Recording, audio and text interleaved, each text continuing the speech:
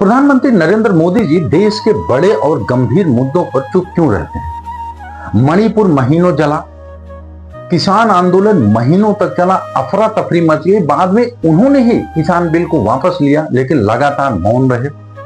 और अभी NEET paper leak का मामला, पूर्व प्रधानमंत्री माननीय मनमोहन सिंह जी को लोगों ने मौन मोहन सिंह कहा, क्योंकि वो 2G घोटाले पर नहीं बोले, कॉमनवेल्थ घोटाले पर नहीं बोले, कोयला घोटाले पर नहीं बोले, तमाम जगहों पर नहीं बोले।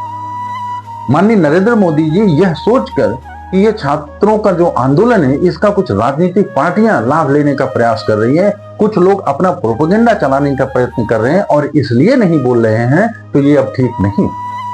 मान लेते हैं कि कुछ राजनीतिक पार्टियां लाभ लेने का प्रयास कर रही हैं, मान लेते हैं कि कुछ लोग अपना प्रोपेगेंडा चलाने का प्रयास कर रहे हैं, तो अगर जिन छात्रों को लेकर ये लोग राजनीति करने का प्रयत्न कर सकते हैं, कुछ लोग प्रोपेगेंडा चलाने का प्रयत्न कर सकते हैं, उन्हीं छात्रों के साथ आप संवाद क्यों नहीं कर सकते? एक प्रधानमंत्री के तौर पर उनको आप आश्वासन क्यों नहीं दे सकते? आप किसी पार्टी के प्रधानमंत्री नहीं हैं, आप देश के प्रधानमंत्री हैं। इसलिए अगर मुद्दा गंभीर होगा तो कभी आपको विपक्ष की सुननी पड़ेगी, छात्रों की सुननी पड़ेगी।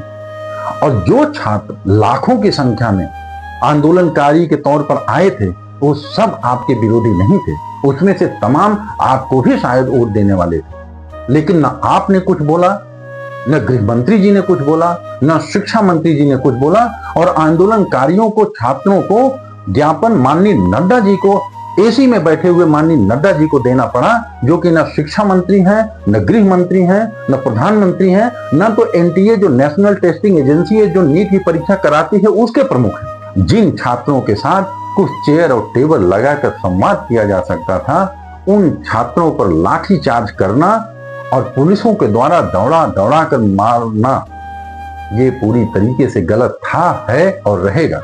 क्योंकि अपने कह देने से कोई महान नहीं हो जाता।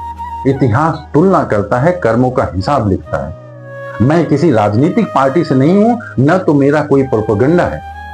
आदरणीय अटल बिहारी वाजपेयी जी ने कहा था, सरकारें आएंगी जाएंगी, ये देश रहना चाहिए, इसलिए इस देश का भविष्य रहना चाहिए, इस देश का युवा रहना चाहिए। मंत्री आएंगे जाएंगे, इस्तीफा होगा, लेकिन हमारी अच्छी एजुकेशन मिनिस्ट्री रहनी चाहिए।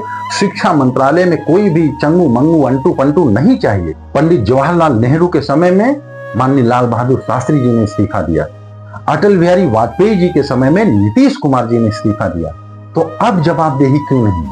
और एक लॉ का स्टूडेंट होने के नाते मैं एक चीज और पूछना चाहता हूं कि जो जिम्मेदार लोग हैं उनके ऊपर सदोष मानव वध का मुकदमा क्यों नहीं दर्ज हुआ? भारतीय न्याय संहिता ये कहती है कि अगर कोई ऐसा कृत्य है जिससे किसी की जान जाती है तो उस पर कल्पेबल होमिसाइड का मुकदमा दर्ज होना चाहिए। अगर ये पता है कि अगर पेपर लीक होगा, नीट जैसा इतना बड़ा एग्जाम, उसका पेपर लीक होगा तो सैकड़ों छात्र सुसाइड कर सकते हैं, उनके दुखी माता पिता मौत के घाट उतर सकते हैं, तो ऐसे जिम्मेदार लोगों पर मुकदमा क्यों नहीं दर्ज हुआ? और जो जिम्मेदार लोग जिम्मेदारी निभा नहीं पाए वो जेल के अंदर क्यों नहीं गए?